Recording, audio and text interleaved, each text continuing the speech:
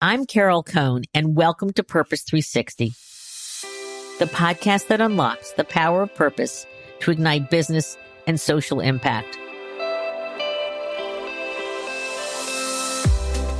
I really appreciate both of your time because I know that you're very, very busy individuals. So welcome to the show, Edmond and Katherine.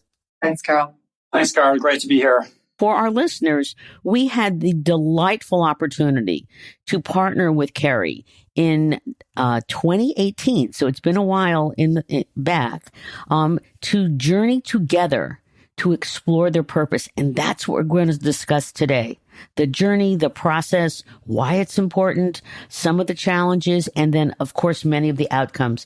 Edmond, if we can go back in time a bit, because this is about, I guess it's 2018, you decided as a absolutely brand new CEO that you wanted to discover or uncover or evolve Kerry's purpose. Why was that so important to you as you were starting out on this incredible role? You know, I grew up in the organization, and because I had the opportunity to be in so many parts, I felt that there was a feeling around what our culture was, what our purpose was, but I didn't think it was consistent. I didn't feel that there was a consistent perspective of what we're trying to achieve, where we're trying to go. But there was an incredibly strong emotional alignment around, you know, what we were doing, and that what we were doing was actually a good thing. But we hadn't defined it. So I had, I guess, the idea really that was time well spent to actually go out there, understand, get the words to come up through the organization of how we describe the culture of Kerry. You know, the why. It was all about the why we exist, why we get up in the morning, and that was really the whole idea and the kickoff of the process. And Katherine, I'm sure you were new too. And so Edmond's turning to you and saying, I want to do this process. So what was your initial response? And then how did the two of you work together? So my approach, Carol, from the very beginning was really trying to listen and ask questions. I was really speaking with executives who didn't know me that well. So I was able to, let's say, ask the dumb questions and really keep going further to really get an expression of how they viewed the organization and what various, I suppose, references and touch points and we talked to the values and to their vision and how they viewed the evolution of the organization. And that was really important because I suppose that opened the door for me to walk through. So, Edmond, I'd love to ask you, you had some absolutes. When you wanted this vision, this purpose process. The big question, Carol, as you know, was the why. Mm-hmm. The why we do what we do.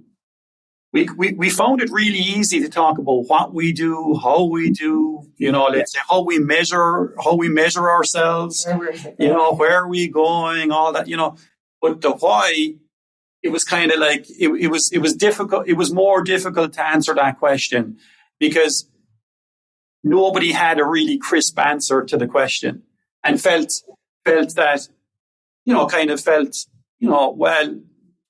well, sure, we know why we do what we do. Well, if we know why we do what we do, let's put it down. Let's capture it and put it down on a piece of paper.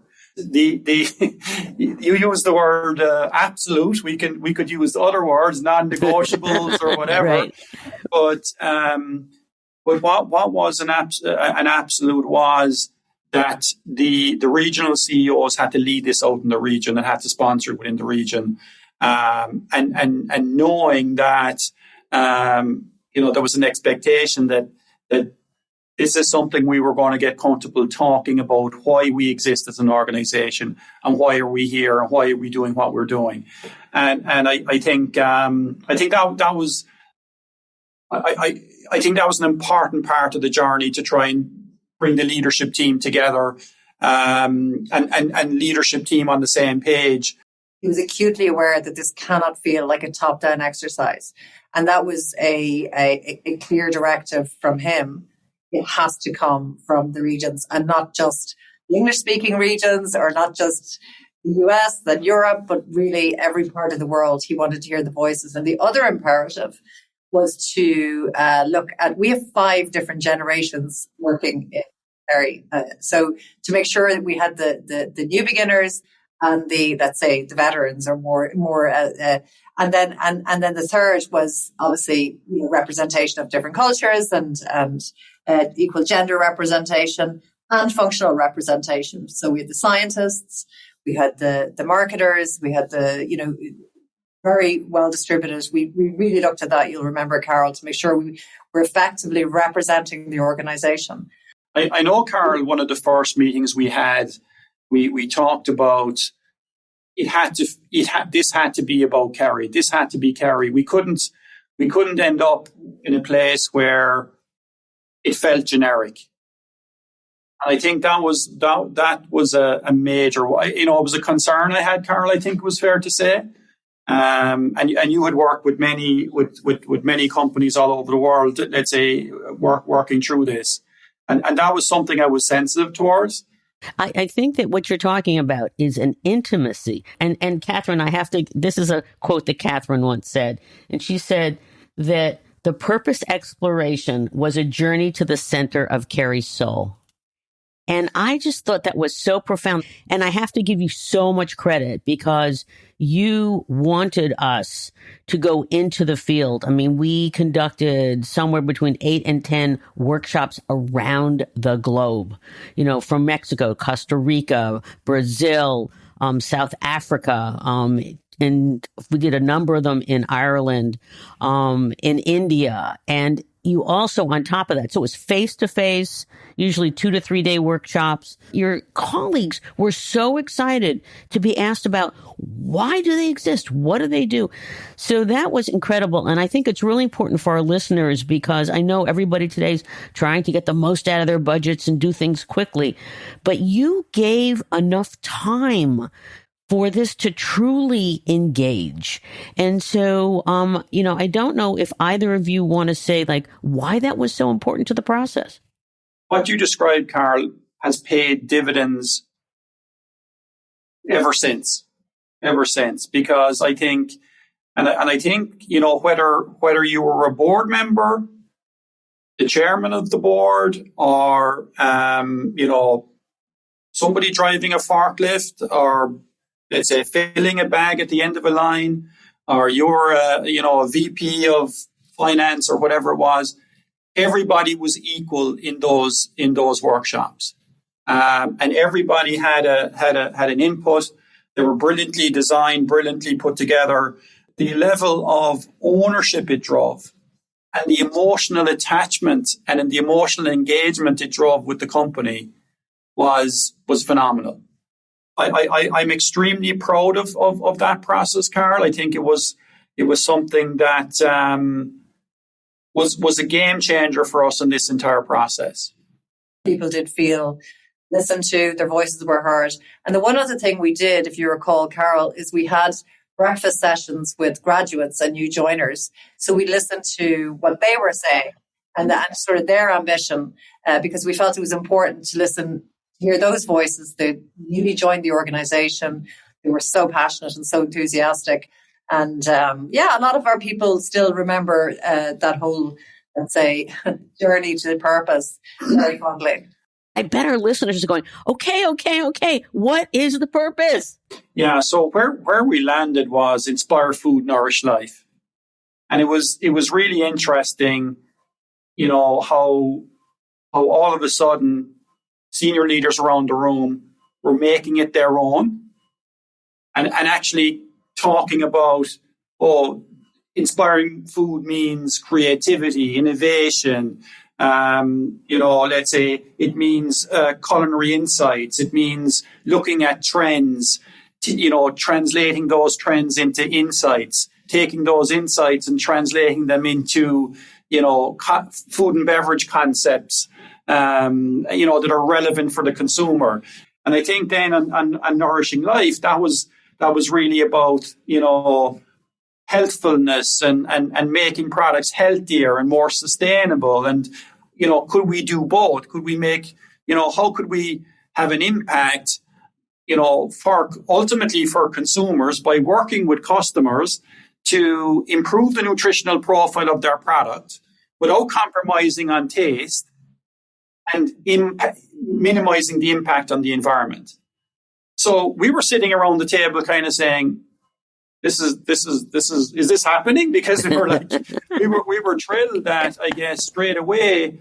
And so it was, it was exciting, and it was a little bit nerve-wracking at the same time. You're funny. Katherine, what was it like for you?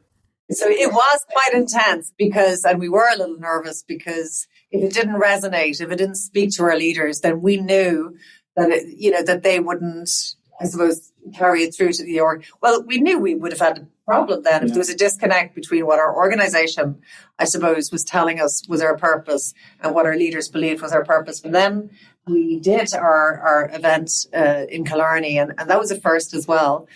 Some people would say, well, why would you go to Killarney? Why wouldn't you go to Paris or London? It's so much easier to reach. And Edmond was really clear that he wanted our full leadership team to come back to where it all began. We visited the first factory. We visited the sites, the earliest sites. We actually brought people out on a farm. Some of our people had never been out on a dairy farm.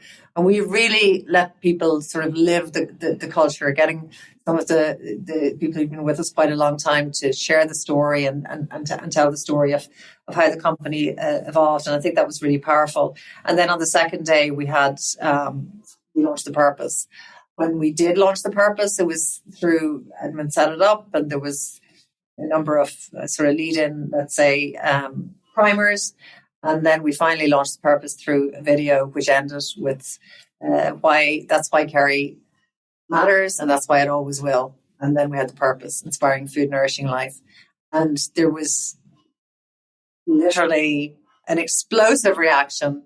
People jumped up, they were clapping, some people were crying. I remember that. You remember that? Yes, I do. It just had, and the clapping and the screaming or the cheering went on for quite a while. So I think we all looked at each other and said, okay, there's something here. We've obviously landed something that resonates here. And genuinely, it was a very powerful moment for the organization. Let's talk about now embedding it and rolling it out.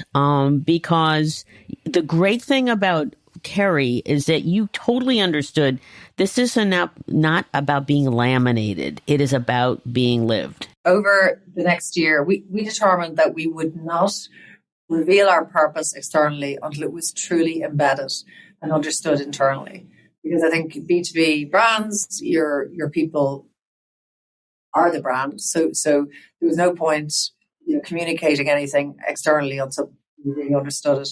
So we held another series of workshops. We reached 22,000 people. And this was slightly different in that it was leader-led. We put together a standard, let's say, workshop program. We trained people online. We called it, training the trainers. So leaders in each country, in each region, in each function, they would get their teams together and they would walk through this purpose work. It culminated with everybody either creating a video or a poster with "I inspire food and nourish life by," where they're saying this is how my purpose, I suppose, relates to the Kerry purpose.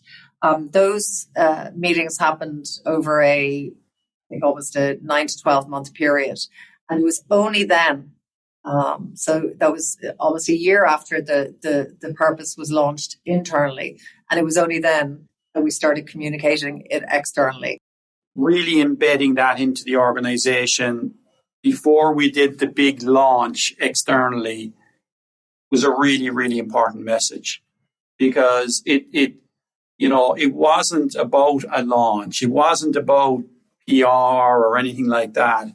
This was about doing work that was really meaningful and really embedding it and getting, frankly, individual and personal values aligned to company values. And giving people the opportunity, because it was personal. It was personalized in that, why is inspiring food, nourishing life important to me? what do I do, to inspire food nourish life? As a leadership team, Carl, then we looked at Kerry, and we took the time to do a refresh in our strategy. We looked at our portfolio, we looked at the markets we were serving, the categories we were serving, the geographies we were serving, and asked ourselves, is this where we want to be? Is this really, is this the type of company we want to be? By asking ourselves, by going through that work, asking ourselves that question, it led us to scenarios where we divested parts of our business. We made acquisitions and really accelerated acquisitions in other parts of our business. Again, aligned to our overall purpose and let's say striving towards achieving, let's say, I suppose the goal that you'll never ultimately reach, but continue to strive towards. And I think that was another important, I think, element of just making it real within the organization and making sure that we were living it, and holding to ourselves to account that, as we were investing, as we were making major decisions, that it was fully aligned to what our purpose was and is.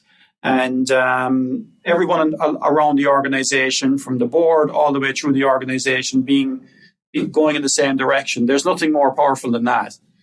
But taking the time to really land it was time well spent, and absolutely the right thing to do in hindsight.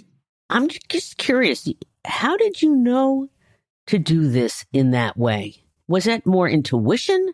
What felt much more authentic to Kerry was to really embed this first, because I think it would have backfired, because I think we had to go through that process of actually getting ourselves comfortable, talking about why we existed and being proud about it.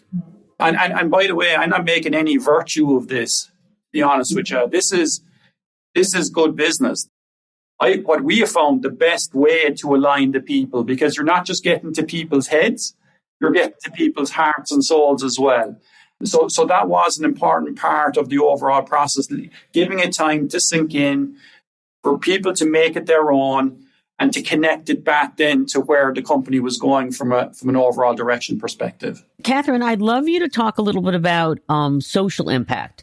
Can you talk about how that's being expressed? When we talk about nourishing life, we're talking, of course, about nourishing our people, intellectually nourishing our people, professionally developing our people, and also nourishing the communities in which we have a presence.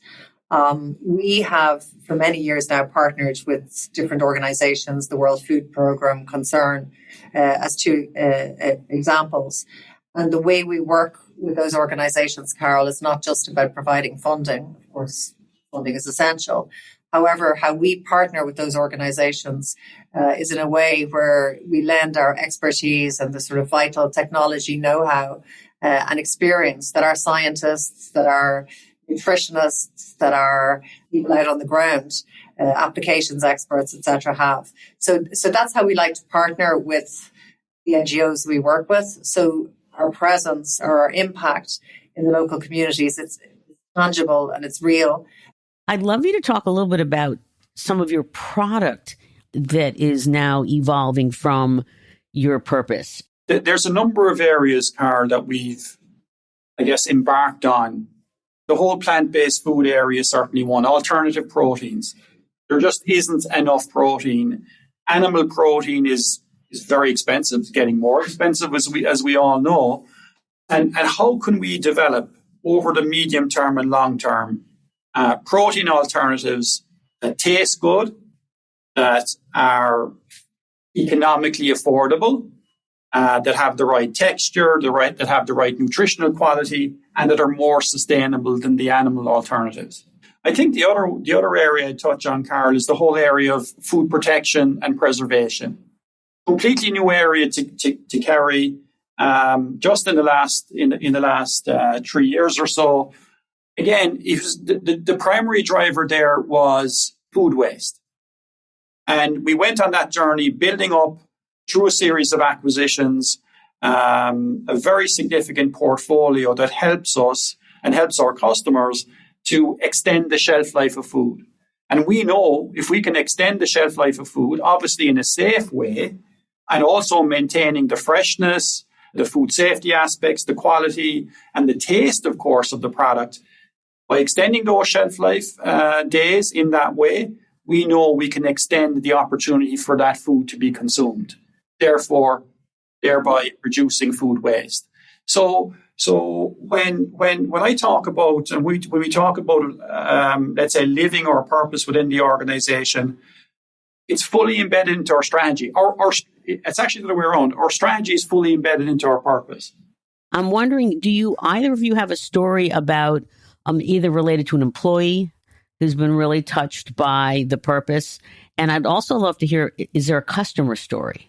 Just in the last couple of weeks, Carl, I was with a customer in Turkey. Actually, they were sharing with me. They didn't put a number on it, but they were sharing with me the scale of actually baked bread that they were disposing, and he was concerned that because there was so much bread being wasted, that and with on top of it, the level of inflation, that the combination of those two things was going to have an even bigger impact on the, let's say, the lower socioeconomic, let's say, cohort of consumers. He asked me in a very open way, do you have any capability that you can help us to try and solve that issue? So I could see the passion that he had to try and do the right thing for the consumers in the country, and he wanted to do it in the best way possible. How I introduced Kerry was by starting with our purpose, going down through what we were trying to achieve as an organization, and he just offered anything that we needed. If we needed to run trials in his manufacturing facility, if we needed to engage with any other people, he just completely opened up his entire organization to anything that we felt was appropriate for him to engage on. We don't know, are we going to be able to solve that problem? But we can certainly engage around it on the basis that we're both aligned from an overall purpose perspective, actually. But your values were aligned. Exactly. Catherine, do you have maybe a recruiting story, or you want to build on that? In one case, I was sharing something at an event, and somebody approached me afterwards and said, "Can I follow up with you?" And she sent me her CV, and she said, "When I heard you talk about your purpose, I thought this is the company I really want to work for." So our purpose is proving very attractive. I suppose the more the fact that we're living our purpose is very attractive to people looking to join our company. I would love to get from both of you, and I'd love to start with you, Edmond. What are the 2 or 3 insights that, you're going to have a lot of C-suite individuals listen to this, and then those people that want their organization to truly discover and really implement an authentic purpose. What are your insights or recommendations to those individuals? It has to be authentic. It has to be of the people, for the people. It can't be anything generic. And that sounds very maybe simplistic, but it's really, really important. I think it's the most important thing. The next thing I would say is that leaders and leadership teams need to be visible. They don't need to be pushing but there just needs to be visible leadership engagement. And I think the third thing I would say is be prepared to live your purpose. There's going to be implications. There's going to be consequences. And I think, whether it's, the board, the executive leadership team, right through the organization, that buy-in and that understanding the implications of this is our purpose, what does it mean? That's super. Katherine, do you want to add? The journey or the process has to be inclusive. And I do think taking that time was really valuable for us. And ensuring that, as Edmond, I'm really just confirming or agreeing with what Edmond's saying, just ensuring that strategy, purpose and culture are colliding in the best way or are part of the same, part of the same vision. That's great. That's wonderful. I always like to give the last comment to my guests. I think, Carol, what I would say is anyone thinking about this should think about it as having fun. It was fun. It was inspiring. I think it just brought a huge level of optimism right across the organization. But I couldn't leave this session go, Carol, without using that word fun. And it just instilled a huge level of pride right across the organization that was super energizing. And this is not something to be afraid of. This is something to be embraced. I think being comfortable not knowing all the answers or where it's going to land from a mindset perspective is something that I would suggest. And I think not to be afraid to ask for some help as well. I think I think Carol, yourself and the team, I can't leave this go. That was really important as well. This was facilitated. It was owned by Kerry, but facilitated by ourselves, and that also was a lot of fun as well. And I have to say thank you, Carol and Talia, and the entire team. It was a great journey. Well, thank you for that wonderful, kind comment. You were an exceptional leader, and Katherine, you were an exceptional partner and leader too in this process. And I want to thank you for being so candid in terms of your comments today. I think that they will have a huge impact on others. You did it the right way. You continue to live. You gave yourself enough space to lean into the future and to see what you're doing on your 50th and then the next 50. Because of this wonderful, sustainable nutrition, we'll all live so much longer. So I trust that we'll be able to be having this conversation in another, 10 years, 20 years and such. So thank you for joining me. I'm sure we're going to create lots of questions for you, and it's just been a delight. So thank you so much. Thanks so much, Carol. Thanks, Carol.